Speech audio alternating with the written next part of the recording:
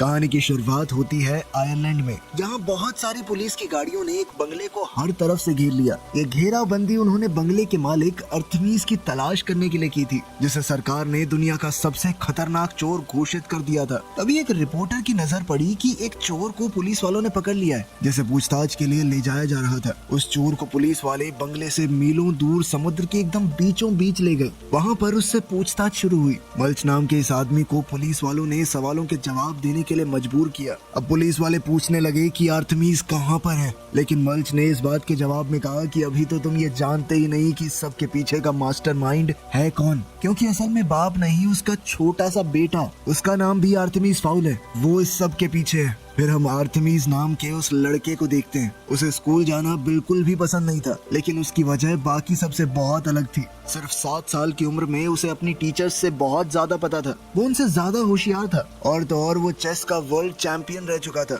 इसके अलावा अर्थमीज ने अपने बचपन में ढेरों साइंटिफिक प्रोजेक्ट्स बनाए और एक्सपेरिमेंट भी किए। अपने इन प्रोजेक्ट्स और बेहतरीन एक्सपेरिमेंट्स के लिए अर्थमीज को ढेरों इनाम भी दिए गए। लेकिन इस सब के चलते अब अर्थमीज अपने आप को सबसे ऊपर समझने लगा था। वो अपने टीचर्स से भी बड़ी बदतमीजी से बात करता। जब अर्थमीज अपने स्कूल से घर आया तो वो बहुत खुश था ये सोचकर कि आज तो पापा के साथ समय बिताऊंगा। लेकिन तभी उसके पिता ने दुखी मन से उसे खबर दी कि उन्हें फिर से एक बिजनेस ट्रिप पर जाना होगा। उदास होकर अर्थमीज ने अपने पिता से कहा कि मुझे हमेशा आपसे दूर रहना बिल्कुल भी पसंद नहीं है। तभी उसे तसल्ली देते हुए उसके पिता ने कहा कि मेरा काम कुछ ही दिनों में हमेशा के लिए खत्म हो जाएगा, फिर मैं तेरे पास ही रहूंगा। इस बातचीत के बाद बाप और बेटा महल के अंदर साथ साथ चलने लगे, और कुछ घंटों बाद अर्थमीज ने अपने पिता को अलविदा कहा। वो अपने प्राइवेट हेलीकॉप्टर में बैठकर वहां से चले गए।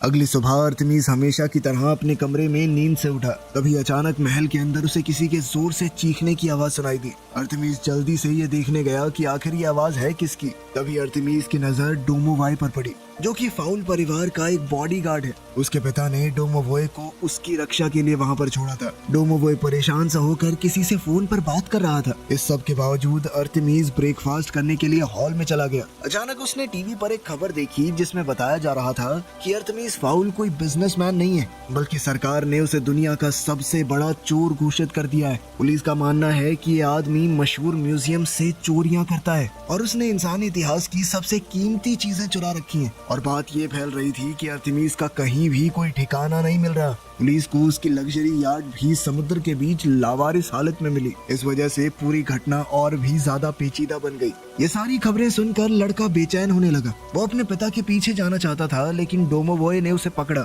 उसने कहा कि मैंने पहले ही अपने लोगों को उनके पीछे भेज दिया है। उसी पल महल के फोन में घंटी बजने लगी, और बॉडीगार्ड के रोकने से पहले ही अर्थमीज ने दौड़कर फोन उठा लिया। फोन उठाते ही एक रहस्यमयी आदमी की आवाज सुनाई दी। उसने कहा कि मैंने तुम्हारे पिता को बंदी बना रखा है, और इसे मैं तभी छोड़ूंगा जब मुझे मेरा अकूलो वापस मिल जाएगा। इस पर अर्थमीज ने पूछा कि दे तो देंगे, लेकिन ये तो बताओ अकूलो है क्या। लेकिन उस आदमी ने कहा कि मैंने सुना है तुम्हारा दिमाग बहुत तेज है, तो एक काम करो, खुद ही पता लगा लो। कॉल के बाद अर्थमीज ने डोमोवॉय से पूछा कि अकूलो क्या होता है। ये सुनते ही डोमोवॉय ने उसे अपने साथ चलने को कहा। महल के एक हिस्से में बॉडीगार्ड ने एक गुप्त रास्ते को एक्टिवेट किया, जो कि उन्हें सीधा बेसमेंट तक ले गया। डोमोवॉय ने अर्थमीज को बताया कि यही तुम्हारे पिता का छुपा हुआ ठिकाना है, जहाँ परिवार की सभी पीढ़ियों के काम को संभाल कर रखा गया है। डोमोवॉय ने उसे समझाया कि कमरे में मौजूद हर चीज किसी वजह से हासिल की गई है, लेकिन इतने सालों में तुम्हारे पिता के साथ काम करते हुए भी मैंने अकूलों के बारे में कुछ नहीं सुना। इसके बाद अर्थमीज सोच में पड़ गया कि उसके पिता ने कोई तो सुराग छोड़ा होगा। अचानक उसे याद आया कि सोने से पहले उसके पिता उसे एक पोएम सुनाते हैं। पोएम का इस्तेमाल करते हुए वो ड्रॉर्स को चेक करने लगा।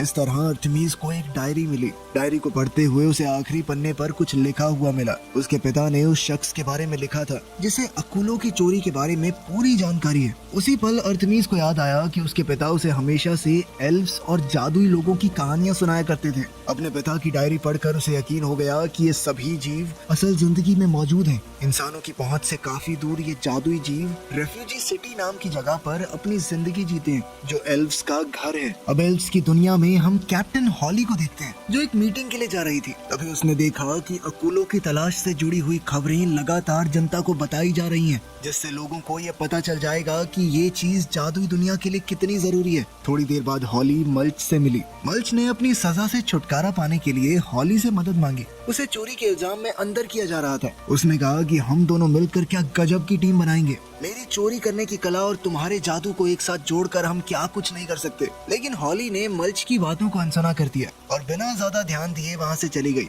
लेकिन इतनी सी देर में मल्च ने उसका कुछ चुरा लिया। कुछ ही समय में रेफ्यूजी सिटी की एक काल कोठरी से ब्रायन नाम के कैदी को उसी विलन ने आजाद कर दिया जिसने अर्थमीस के पिता को पकड़ रखा है। उसने ब्रायन से कहा कि आज से तुम मेरे सारे ऑर्डर्स मानोगे। हैरान होकर ब्रायन ने पूछा कि ये सब क्यों कर रहे हो तुम, जिसके जवाब में उसने बताया कि मुझे एक ऐसे आदमी की जरूरत है जो एल्फ्स की फौज के अंदर घुसपैठ कर सके ताकि मैं जल्द से जल्द अकूलों को वापस हासिल कर सकूं। इसी दौरान पॉली अपनी मीटिंग में पहुंची, जहां कमांडर रूड ने अपने सैनिकों से कहा कि जब तक अकूलों मिल नहीं जाता सब अपनी ड्यूटी पर बने रहेंगे, क्योंकि हमारे लिए इससे ज्यादा जरूरी और कुछ भी नहीं है। लेडी कमांडर ने सबको ये भी ऑर्डर्स दिए कि किसी भी हाल में हमारी पहचान इंसानों को नहीं पता लगनी चाहिए। अगर किसी ने भी ये नियम तोड़ा तो उसे सख्त सजा दी जाएगी। मीटिंग के आखिर में हॉली जल्दी से अपनी बॉस से बात करने के लिए आगे बढ़ी। उसने कहा कि मेरे पिता के ठिकाने के बारे में नए सुराग मिले हैं, लेकिन लेडी कमांडर ने कहा कि अभी उस सब का टाइम नहीं है, सिर्फ अकूलों को ढूंढो। उधर इंसानी दुनिया में डोमोवॉय ने अपनी भतीजी जूलियट से मदद मांगने का फैसला किया, क्योंकि उसकी उम्र छोटी होने के बावजूद वो लोगों को ढूंढने में बहुत माहिर थी। जब अर्थमीस अपने पिता के पैनल पर जानकारी हासिल करने की कोशिश कर रहा था, तभी जूलियट उससे बात करने आई। उसने कहा कि तुम्हें थोड़ा आराम कर लेना चाहिए, लेकिन अर्थमीस ने सबसे मना कर दिया। उसने कहा कि तुम्हारी जरूरत नहीं है, मुझे पहले ही पता चल चुका है अपने पिता को कैसे ढूंढना है। अपने पिता को ढूंढने के लिए उसे एल्फ्स की मदद लेनी होगी, लेकिन ये काम आसान नहीं होगा, क्योंकि ना सिर्फ उनकी दुनिया छुपी हुई है, बल्कि वो एक इंसान की मदद करना भी नहीं चाहेंगे। और इधर अपने कंट्रोल रूम में लीडर को कमांडर रूट के आने का सिग्नल मिला। उसके 2 मिनट बाद ही वो हॉली के साथ वहाँ पहुँच गई। बिना वक्त गवाए उसने बताया कि एक कैदी जमीन की सतह पर से होते हुए भाग निकला, और क्योंकि हमारे सारे फौजी अकूलों को वापस लाने के मिशन पर लगे हुए हैं, कमांडर ने फैसला किया कि इस मिशन की जिम्मेदारी हॉली को दी जाएगी। इस बात से खुश होकर जवान लड़की कैदी को ढूंढने निकल पड़ी। कंट्रोल रूम से कमांडर रूट ने हॉली को मिशन की पूरी जानकारी दी। हॉली उड़ते हुए एक छोटे से यूरोपियन शहर की तरफ चली गई। यहाँ के लोग एक बहुत बड़े राक्षस की वजह से बहुत परेशान थे, जो असल में जादुई दुनिया से भागा हुआ वो कैदी निकला। जब हॉली ने राक्षस को एक लड़की को पकड़े हुए देखा तो उसके सर पर हमला कर दिया, जिससे उस राक्षस ने अपने शिकार को दूर फेंक दिया। लेकिन हॉली ने जैसे तैसे उसे गिरने से बचाया। बच्ची को उस जीव से दूर ले जाने के बाद फौजियों ने एक जादू का इस्तेमाल किया ताकि लड़की के शरीर पर लगे घाव ठीक हो जाएं। इसके बाद हॉली उस राक्षस का सामना करने के लिए आगे बढ़ी और उसे बल्ब की लंबी लंबी तारों में कैद करने की कोशिश करने लगी। लेकिन उसी वक्त राक्षस ने हॉली को पकड़ लिया। एक एल्फ को राक्षस से बचाने के लिए लड़ाई के बीच में कैप्सूल भेजा गया, जिस वजह से वहाँ मौजूद हर इंसान के लिए वक्त रुक गया। इसका फायदा उठाते हुए बाकी सोल्जर्स उस जगह पहुँच गए ताकि उस राक्षस को गिरफ्तार किया जा सके, और साथ ही उन सभी इंसानों की यादें मिटा दी गई जिन्होंने भी हॉली को देखा था। अब हॉली ने एक दूसरा रास्ता चुनने का फैसला किया, और कमांडर रूट की धमकियों के बावजूद भी वो मजबूती से खड़ी रही। उसने कहा कि मैं अपने पिता की खोई हुई इज्जत को वापस जरूर लाऊंगी। इस वक्त अर्थमीस अपने पिता की डायरी पढ़ रहा था। पढ़ते पढ़ते उसे समझ आया कि उस आदमी ने इंसानों की दुनिया को बचाने के लिए एल्फ्स की मदद की थी। वो ये भी जान गया कि वो शख्स जो अक्यूलों के पीछे हाथ धोकर पड़ा है, उसका नाम ओपेल है। इसके बाद अर्थमीस डायरी में दी गई जगहों में से एक पर डुवोन से मिला। वहाँ उसकी नजर हॉली पर पड़ी और तुरंत ही उसके गार्ड ने एल्फ पर अपनी बंदूक से हमला करके उसे बेहोश कर दिया। जैसे ही उन्हें महसूस हुआ कि उन्होंने हॉली का सिग्नल खो दिया, कमांडर रूट ने अपने एजेंट को बचाने के लिए सभी अलार्म्स बजा दिए। खैर कुछ घंटे बाद हॉली को अर्थमीस के बनाए हुए एक पिंजरे में होश आया। गुस्से से भरी हुई इस एल्फ ने अपनी शक्तियों से इन लोगों को अपने वश में करने की कोशिश की, लेकिन अर्थमीस पहले से इस बारे में जानता था और उसने खास तरह के चश्मे लगाए हुए थे। फिर अर्थमीस ने कहा कि मैं अपने पिता को ढूंढना चाहता हूँ, उसके लिए मुझे तुम्हारी मदद चाहिए होगी। हालांकि हॉली का कहना था कि मैं तुम्हारी मदद क्यों करूं, और तुमने मुझे बंदी बना के बहुत बड़ी गलती की है। बहुत बड़ा, बहुत जबरदस्त हमला होने वाला तुम्हारे ऊपर। मुझे छुड़ा के ले जाएंगे मेरे लोग। इस धमकी के बावजूद अर्थमीज बिल्कुल नहीं घबराया। उसने कहा कि मैं यही तो चाहता हूँ कि तुम्हारे लोग यहाँ पर आए। कुछ ही मिनटों बाद महल के आसपास के इलाके में एक भयंकर तूफान आने लगा। एल्फ्स के आने का अंदाजा लगाकर लड़के ने हॉली के हथियारों को अपने पास रख लिया। वहीं डोमोवॉय ने भी हॉली की कॉस्ट्यूम से एक हथियार निकाल लिया था। ठीक उसी वक्त समय को फिर से रोक दिया गया और एल्फ्स की सेना ने महल पर हमला कर दिया। सबने अपनी अपनी पोजीशन ले ली। कमांडर रूट भी अपना लड़ने वाला सूट पहन कर आई थी। जब टीम हॉली की तलाश कर रही थी तब अर्थमीज ने अपना खास सूट पहनने का फैसला किया। अब अर्थमीज और डोमोवॉय लड़ने के लिए पूरी तरह तैयार थे। उन्हें देखते ही एल्फ्स की फौज उन पर टूट पड़ी, लेकिन उन्हें हराना बिल्कुल भी आसान नहीं था और उल्टा अर्थमीज अपने दोस्त के साथ मिलकर हर एक जादुई जीव को हराने लगा।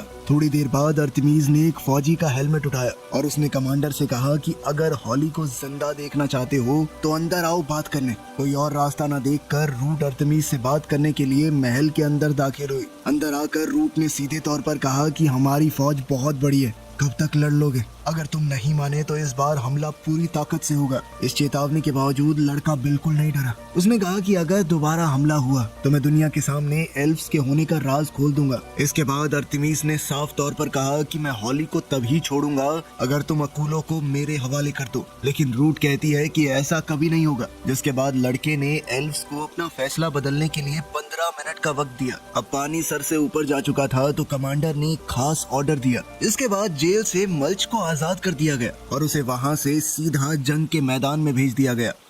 इस दौरान अर्थमीज ने हॉली को पूरी बात समझाई। अर्थमीज के पिता के बारे में सुनकर हॉली को बहुत बुरा लगा, क्योंकि उसके पिता का नाम भी इसी तरह किसी ने बदनाम किया था और अब हॉली अकूलों की इस गुत्थी को समझाने में उसकी मदद करना चाहती थी। इसीलिए अर्थमीज ने भी अपनी तरफ से भरोसा दिखाते हुए चश्मा उतार दिया। अब अर्थमीज कहने लगा कि मेरे पिता की डायरी के अंदर अकूलों की रक्षा करने वाले गार्ड का नाम बीचवुड लिखा हुआ है। ये सुनकर हॉली ने कहा कि ये तो मेरे पिता का नाम है। वो जानते थे कि अकूलों कितना ज्यादा खतरनाक है, इसीलिए उन्होंने हमेशा के लिए इसे छुपा देने का फैसला किया। जिसके बाद सभी उसके पिता को एक गद्दार कहकर बुलाने लगे। ये सुनकर अर्थमीज एक गहरी सोच में डूब गया। तभी जूलियट की नजर एक नए एयरक्राफ्ट पर पड़ी और उसने तुरंत इसकी खबर अर्थमीज को दी। अब मल्च कमांडर के पास पहुंच चुका था। कमांडर ने उसके सामने एक डील रखी कि अगर वो जल्दी से महल तक पहुंचने की एक सुरंग खोद दे तो वो हॉली को बचा सकते हैं। इसके बदले में उसकी सजा बहुत कम कर दी जाएगी। इस बात से खुश होकर मल्च तुरंत इस डील के लिए मान गया।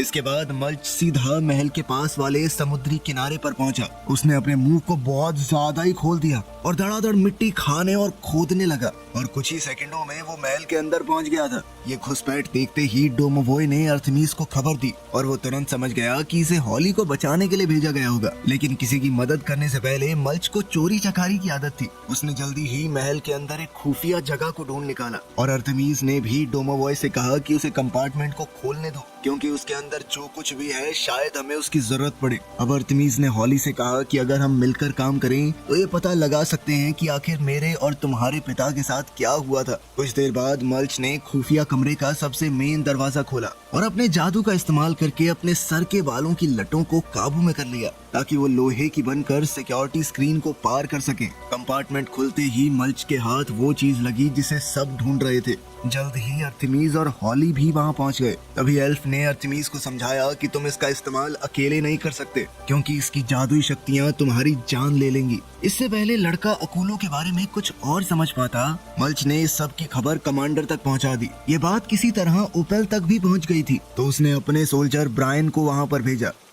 उसी वक्त कमांडर को खबर दी गई कि समय को रोकने वाला डोम ग्लिच कर रहा है। इस पूरी अफरा तफरी का फायदा उठाते हुए गद्दार ब्रायन कमांडर रूट को गिरफ्तार करने के लिए आगे बढ़ा। उसने कहा कि मिनिस्टर्स ने आपस में बात करके एक नए लीडर को चुना है, वो हूँ मैं। गुस्से से लाल हुई कमांडर ने अपने आसपास के सभी गार्ड्स को बेहोश कर दिया। तभी ब्रायन बोल पड़ा कि इतने आसान से मिशन को आपने इतना मुश्किल बना दिया, हमें एक नई तरकीब को अपनाना होगा। तभी अचानक आसमान में एक बहुत बड़ा एल्वन एयरक्राफ्ट दिखाई दिया और ब्रायन ने बताया कि वो एक खतरनाक राक्षस को महल पर हमला करने के लिए लाया है। राक्षस की गरजती हुई आवाजों को पास आता सुनकर सभी लोग इधर उधर भागने लगे। उधर हॉली समझ गई थी कि क्या होने वाला है। अब सेना का सारा कंट्रोल ब्रायन के हाथों में है और उसने सेना को आदेश दिया कि मैंशन के अंदर जादू के इस्तेमाल पर रोक लगा दी जाए। उसने ये भी कहा कि हॉली को बचाने की कोई जरूरत नहीं है, उसका बाप सिर्फ एक गद्दार था। उसी वक्त खतरनाक राक्षस को मशीन से बांधकर महल के अंदर फेंक दिया गया। उसके अंदर पहुंचते ही ऐसा लगा मानो जमीन हिलने लगी हो। अंदर अंदर मौजूद सबको संभलने का मौका तक नहीं मिला।